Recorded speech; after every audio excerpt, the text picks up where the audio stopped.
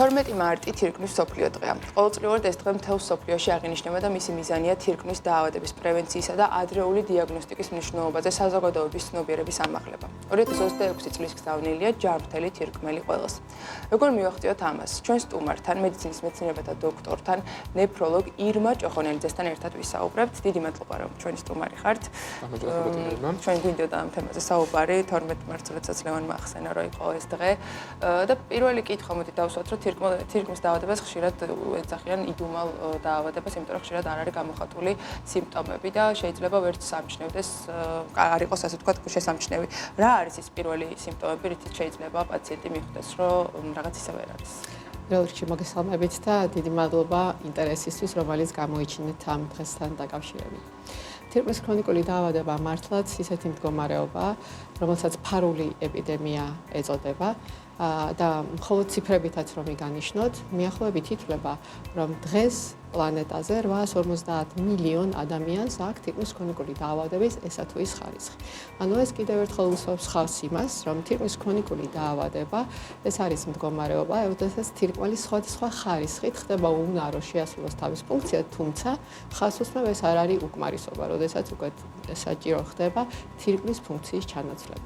შესაბამისად, დღეს, როდესაც თირკმლის უკმარისობა დგება და ვიცით, რომ ამისთვის მაღალტექნოლოგიური სერვისები არის საჭირო, როგორც არის ჰემოდიალიზი, პერიტონეული დიალიზი, თირკმლის ტრანსპლანტაცია, ანუ რაღაცამ უნდა შეცვალოს თირკმლის ფუნქცია და არის რამდენიმე მიმართულება. ეს მაღალტექნოლოგიები განვითარებულ ქვეყნებშიც კი ჯანმრთის ბიუჯეტის მნიშვნელოვან ნაწილს მოიცავს და გამოდის თითქოს და უსამართლობა.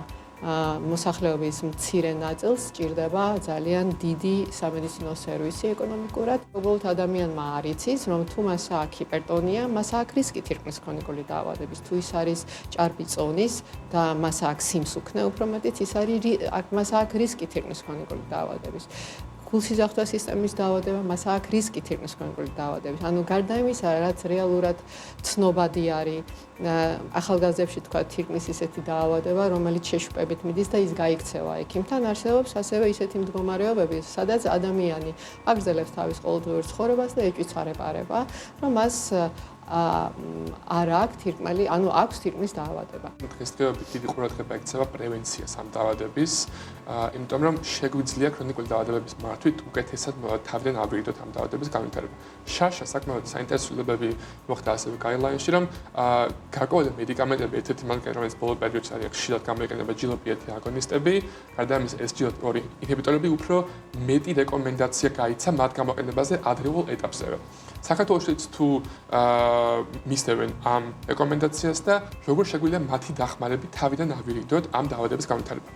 ძალიან დიდი მადლობა ამ შეკითხვას, იმიტომ რომ მე 3 წელი ვიყავი თირკმლის KDIGO რაც არის, მისი გაიდლაინია საყოველთაო მსოფლიოში.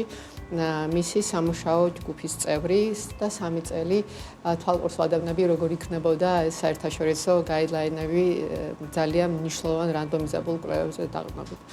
მნიშვნელოვანია, რომ ეს გაიდლაინები არის ხელმისაწვდომი ყველასთვის, ამიტომაც რა თქმა უნდა საქართველოში დიალიზის, ნეფროლოგიისა და თირკმლის ტრანსპლანტაციის კავშირი, რომლის თავმჯდომარე მე გახლავართ, ჩვენ ყველა ინფორმაციის აპდეიტინგს ვაკეთებთ მაშინვე იმაზე ადრესს კი, სანამ ის მე მგონი პუბლიკაციაში გამოჩნდება. აქედან გამომდინარე, რა თქმა უნდა, დიდი ხანია ჩვენ ვხმარობთ ამ მედიკამენტს, მაშინ როგორც კი დაიდო თირკმლის ქრონიკული დაავადების საპრევენციოდ, ჯერ დაიდო დიაბეტიანი, დიაბეტით დაზიანებული თირკმლის ქრონიკული დაავადების საპრევენციო და შემდეგ უკვე თირკმლის ქრონიკული დაავადების, ასევე იცით რომ კარდიოლოგიაშიც ძალიან დიდი მნიშვნელობა ენიჭება. თქვენ ალბათ ნახავთ რომ ამ გაიდლაინს აქვს ასევე 10 ცნებასავით, ხო, ანუ 10 სწრაფი მიმართულება ჯანდაცვის ექიმებისთვისაც, ანუ პირველადი ჯანდაცვის ექიმებს გულისხმობ, ანუ ოჯახის ექიმა რომ დაიდოს და თითი გააყოლოს.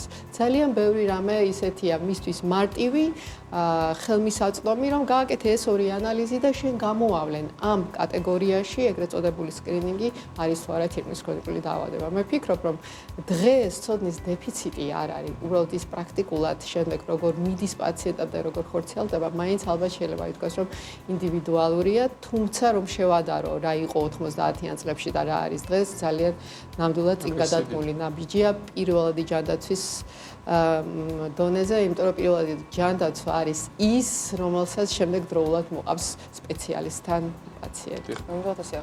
თირკმლის მძიმე დაავადების დროს, როგორც ვიცით, საჭიროებად გება ხოლმე ხანდახან ჰემოდიალიზის. რო აუხსნათ მაყურებელს რა პროცედურაა ეს და რამდენად ხშირად გამოიყენება საქართველოში?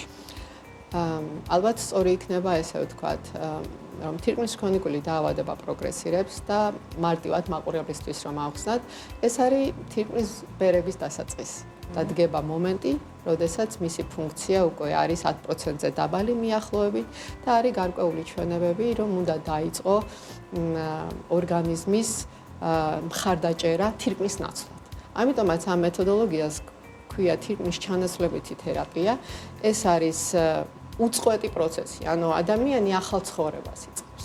სანამ ახალ თირკმელს არ მიიღებს. ანუ ჩვენ უნდა ვთქვათ, რომ ეს რეალურად ძალიან მძიმე შრომის უუნარობის მქონე მდგომარეობა, იმიტომაც შემოიღო ეს თირკმლის დღე, რომ ეს არის ფაქტიურად სხვა ცხოვრების წესი, რომელიც ფსიქოლოგიურადაც მძიმეა, ადამიანის ცხოვრების რიტმი იცვლება და დღევანდელი ნეფროლოგია სხვა სახე მიიღო, ანუ მაქსიმალურად პერსონალიზებული უნდა იყოს, მაქსიმალურად ყურადღებას ვამახვილებთ პაციენტის სიცოცხლის ხარისხზე, იმიტომ რომ პაციენტს ურჩევნია მას ჰქონდეს მოგზაურობის უნარი, ვიდრე რომ უთხრა უფრო ხანგრძლივად იცოცხლო. ანუ ადამიანს უნდა თავის ადამიანური ცხოვრება და საკმაოდ რთულია მათთან ერთად. შეიძლება ვთქვათ, რომ შენ ჰემოდიალიზი, პერიტონეული დიალიზი, რომელიც მუცლის დიალიზია და სახლის დიალიზია, ამას უნდა გავუსვათ ხაზი, ადამიანებთან ერთად მივდივართ მთელი ცხოვრება. ანუ ჩვენ მათ მივყვებით, მათთან ერთად განვიცდით ამას, ვხედავთ მათ ტრანსფორმაციას, შეიძლება გადაინერგო შემდეგ ისე გახდეს ადიალიზო. ანუ 30, 40, 50 წელიც კი შემდეგ მიდის მონაცვლეობა ამისი, მაგრამ ხარისხი და დონე იმდენად არის შეცვლილი, რომ ახლა ჩვენ გვყავს თირკმელგადანერგილები, რომლებიც დედებიც გახდნენ, შვილებიც ყავთ და ჩვენ ვცდილობთ, რომ მაქსიმალურად არ გრძნობდნენ თავს საზოგადოებისაგან სხვა წევრებად, იყვნენ აქტიურები და აგრძელებდნენ თავიანთ ყოველდღიურ ცხოვრებას. ძალიან ბევრი რამე იცვლება ასევე ნეფროლოგიაში, იმიტომ რომ ეხა ხაზი ესმევა ძალიან ბევრ რამეს. პრევენცია, ეს არის რა თქმა უნდა ყველაზე მნიშვნელოვანი, რომ არ მოხვიდე აქამდე არა მარტო ადამიანის ჯანმრთელობიდან გამომდინარე, არამედ ფინანსური და ეკონომიკური ტვირთიდანაც გამომდინარე და ასევე ახალი სლოგანი გაჩნდა 2026-ში, ეს არის პლანეტარული მნიშვნელობა. ანუ თურმე ის ყველაფერი, რასაც ჩვენ მოვიხართ სამედიცინო სერვისების დროს, ანუ დიალიზის დროს, ძალიან დიდ ზეგავლენას ახდენს პლანეტაზე. ციფრები მაინც მინდა მოგიყვანეთ, რომ სითბური გაზები, ანუ ეგრეთ წოდებული ნახშირბადის კვალი, რომელიცაც განისაზღვრება, ერთი დიალიზის სეანსის დროს უდრის მანქანამ, რომ 240 კილომეტრი გაიაროს.